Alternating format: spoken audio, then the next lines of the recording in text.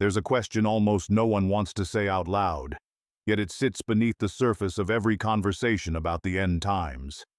It whispers in documentaries, echoes through sermons, fuels late-night YouTube searches, and lingers in the minds of millions of Americans who sense that something in the world is shifting. The question is simple, but its implications are enormous. If the Antichrist rose to power in our lifetime, would America resist him or embrace him? Most people assume the answer is obvious. They imagine America as the last torch of freedom, the place where truth stands tall, where deception is exposed, where the Antichrist would never gain a foothold. But the Bible paints a far more unsettling picture, one that challenges everything we think we know about strength, faith, and national identity. And if you stay with me until the end, I'll show you the one detail hidden in Scripture that completely changes how we understand the final battle between truth and deception. To begin, we need to step back from the headlines, the politics, the noise, and everything that divides us. We need to return to a world long before America existed, to a moment when the prophet Daniel recorded a vision that would echo across empires and centuries. Daniel saw a ruler, a figure of dazzling charisma and terrifying control, a leader who would rise not simply through military force but through deception so perfect that even the wise would struggle to see through it. It wasn't his strength that made him dangerous. It was his ability to look like everything the world wanted. That's the detail most people miss. The Antichrist doesn't come as a nightmare. He comes as the answer to one. Now think about America in that context. A nation built on ideals of liberty, justice, and individuality, values that people believe make it immune to manipulation.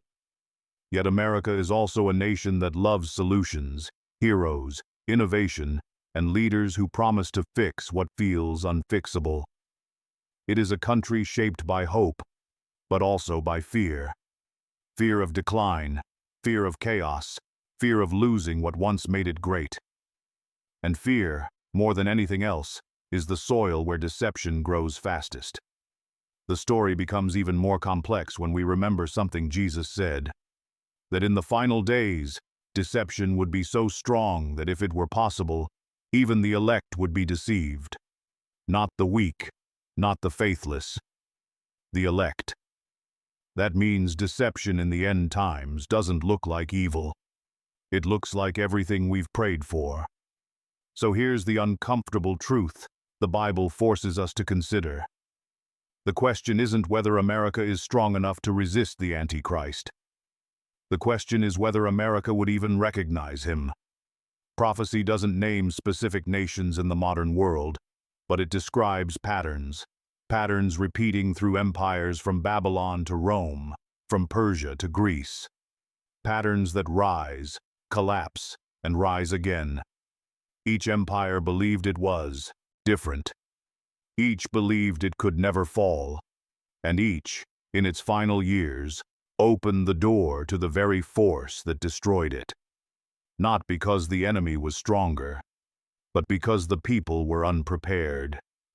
And this is where something shocking appears in the biblical narrative. Every prophecy about the Antichrist describes him using language normally reserved for saviors. He brings peace.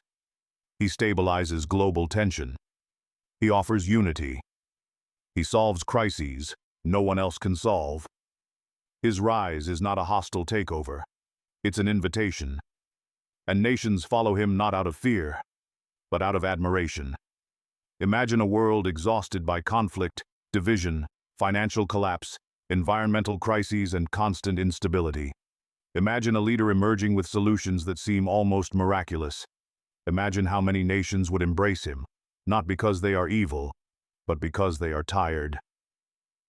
Now ask the question again. Would America resist? The more closely you look at prophecy, the more you realize that the Antichrist isn't opposed by nations.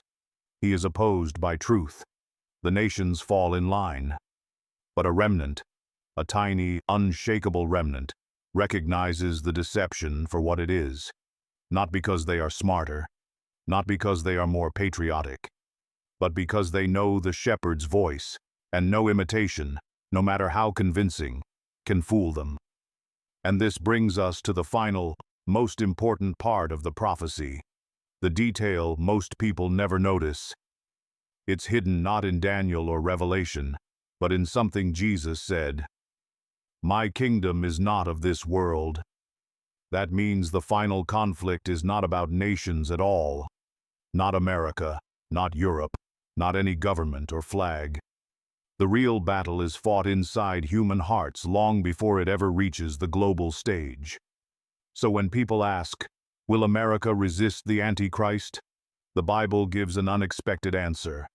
A nation cannot resist the Antichrist. Only people can. And the fate of nations in the end hangs on the choices of individuals.